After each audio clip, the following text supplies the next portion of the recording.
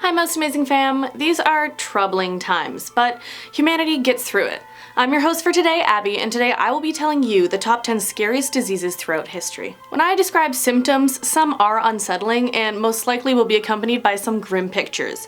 I'm talking a lot about death, pretty much. But beyond all of that, we are still here, and if that shows you anything, it's that we've gotten through much worse than what we're going through today. Now, without further ado, let's get to the list. Starting us off at number 10 is the 2009 flu pandemic. The swine flu was the second ever H1N1 pandemic. The first was the 1917 flu pandemic, but we'll get to that one later. Between the spring of 2009 and the spring of 2010, the swine flu infected as many as 1.4 billion people. That means it infected up to 21% of the world's population. Across the globe, it killed between 151,700 and 575,400 people, according to the Center for Disease Protection and Control. Now, while it was widespread, it did have an approximate mortality rate of 0.02%. It's scary what it would have been if the mortality rate were higher, but that is why it is the lowest on our list today. It's just not as high as any of the others on this list. It only gets worse from here, unfortunately. Moving on to number 9, rabies.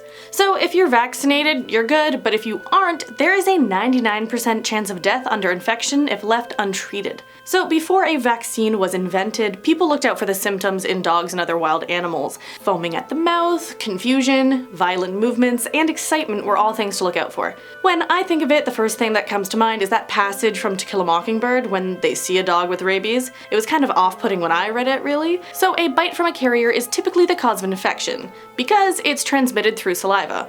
One positive thing is that symptoms begin only once the virus travels from the site of infection to the brain, and in some cases that can take up to 3 months for those symptoms to develop. And because of that, there is a long period of time when people can get treated before they develop the deadly symptoms.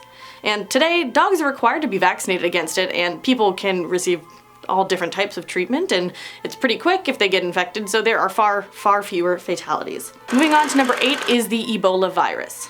Like rabies, it has a fairly high fatality rate. Unlike rabies, there is no cure or vaccine. Between 2014 and 2016, there was an outbreak in West Africa. It was mainly contained there and had just over 28,000 cases and 11,000 deaths. It used to be known as Ebola hemorrhagic fever, but is now referred to as the Ebola virus. And it is a rare virus. You can only get it from direct contact with an infected person's body fluids, so the spread is much slower and easier to contain. Still, if it is contracted, it is a deadly virus that causes fever, body aches, and diarrhea, and sometimes even bleeding inside and outside the body. As it spreads through the body, it damages the immune system and organs, and you really need those. In the end, it causes levels of blood clotting cells to drop, and with nothing to clot the blood, the virus leads to severe, uncontrollable bleeding. It kills up to 90% of people who are infected, depending on the healthcare in that area. Moving on to number 7 is MERS. This virus, a type of coronavirus actually, is known as Middle East Respiratory Syndrome, or MERS, because it was first reported in Saudi Arabia in 2012. About 3 or 4 of every 10 patients who have contracted it have died. Most symptoms developed are severe respiratory illness with symptoms of fever, cough, and shortness of breath. So the one thing with MERS is that it doesn't spread as fast as other illnesses, which has led to fewer cases. Since 2012, which is 8 years ago, there have been 2,494 cases and 858 deaths.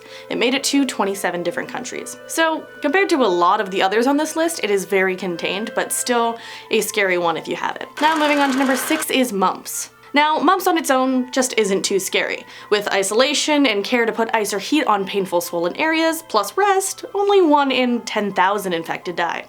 But there also is no specific treatment for the illness. And also, mumps can lead to more painful or fatal complications. People can get meningitis, pancreatitis, inflammation of the heart, and/or permanent deafness. That one depends on where the mumps target. Now, the most commonly affected age group is children between the ages of 5 and 9, and it is scary to see your child going through pain like that. Today, it is most common in developing countries where the use of the mumps vaccine isn't widespread, or in areas where the vaccine isn't taken by choice. Now that leads us into number 5, measles.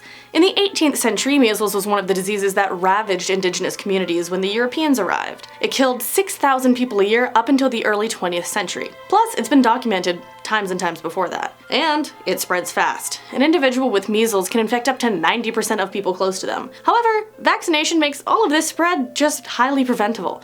It is 97% effective in preventing measles. There have been recent outbreaks though. Due to lack of vaccinations in some areas and spread to those who aren't yet eligible for vaccination, it can spread really, really fast. As I said, 90% of people around someone who has it. The symptoms are fever, dry cough, runny nose, sore throat, inflamed eyes, and white spots and rashes. Moving on to number 4, HIV and AIDS. So the scariest aspect of this disease was that it just wasn't taken seriously when it came to be. It wasn't taken seriously because the first handful of cases were in gay men and subsequently people who inject drugs.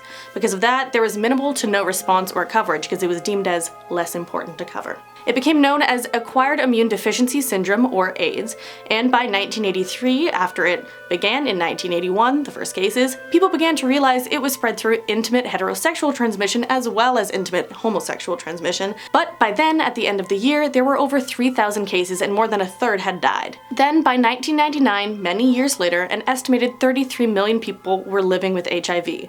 And 15 million people had died from AIDS since the start of the epidemic. Thankfully, today, PrEP and antiretroviral treatments can help stop the spread of AIDS and cause treatment to help people get better. But due to discrimination and fear of talking about it, it spread much farther and much faster than it would have if all lives were treated equally at the time that it was discovered. Moving on to number 3, smallpox. Now, smallpox dates back all the way to the Egyptians. 3 mummified bodies studied seemed to have smallpox-like rashes on them. And before there was a vaccine, smallpox killed 3 out of every 10 people who contracted it on average. There were waves of it whenever new trade routes were used. In the 6th, 7th, 11th, and 15th to 18th centuries, there was in each century a big spread and an outbreak. Over time, it is one of the biggest killers in human history. One of the biggest waves was in the Americas when it was introduced to the indigenous people, just like the measles. It devastated the population as they had no immunities to any of the diseases being introduced by foreigners. Thankfully, today, we have vaccines. The smallpox vaccine was initially invented when a man discovered that milkmaids who had recovered from cowpox were immune to smallpox. Cowpox was much easier to recover from, and voila, a vaccine developed from there. Moving on to number 2, we have the flu pandemic in Europe and the US. This went from 1917 to 1919. So I talked about this one a bit in Top 10 Scariest Quarantines, but I'll go more into detail here. It was the deadliest pandemic flu virus in human history according to the CDC.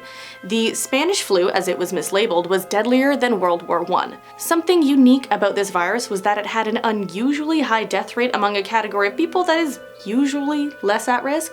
It was a risk to healthy adults from the age of 15 to 34. With that and many other things, the pandemic lowered the average life expectancy in the United States by more than 12 years. It was spreading everywhere and the war wasn't helping. Cramped spaces with people stressed from war times and or being a part of the war themselves just was definitely contributing to the high numbers. Unfortunately, an estimated 50 million people worldwide died from this flu. And lastly, at number 1, the Black Death. AKA the Great Plague, the Black Plague, the pestilence. It spread through fleas and rats and it just goes down in history as just being absolutely terrible as anything. The biggest pandemic in history recorded to date. It was, yeah, the most destructive pandemic in recorded human history, everyone says, and its toll peaked between the years of 1347 and 1351. It killed an estimated 75 million to 200 million people. Yes, the highest numbers we've seen so far. Those are large numbers even for today. And back in 1340, the recorded world population was 440 million people. Yeah, so that killed up to nearly half of the world population. After the Black Death took down major numbers of people in Europe, it took about 200 years for them to bounce back to their previous numbers. And it wasn't a quiet killer either. The symptoms were either tumor-like or boil-like growths in the groin or armpits that could grow as large as an egg or an apple. Acral gangrene from bubonic plague could cause the skin and flesh of a person to die and go black. AKA the Black Plague, the Black Death, all of that. And on top of all these other symptoms, people with the plague would also get a fever and vomit up blood. After infection, people would die within 2 to 7 days, very quick. Plus people could get infected by the dying bodies, so people were quick to try to bury their dead. And on that note, that is the end of today's video. Hopefully after this you'll watch something that cheers you up just a little bit more. I've been your host Abby, and that was Top 10 Scariest Diseases Throughout History. If you thought this was informative, make sure to give us a like, comment, and subscribe, maybe even ring that notification bell, and make sure to check us out on all of our social media platforms, Instagram, Facebook, all that jazz. On top of all that, make sure to stay safe. Thank you for watching, and have a great day.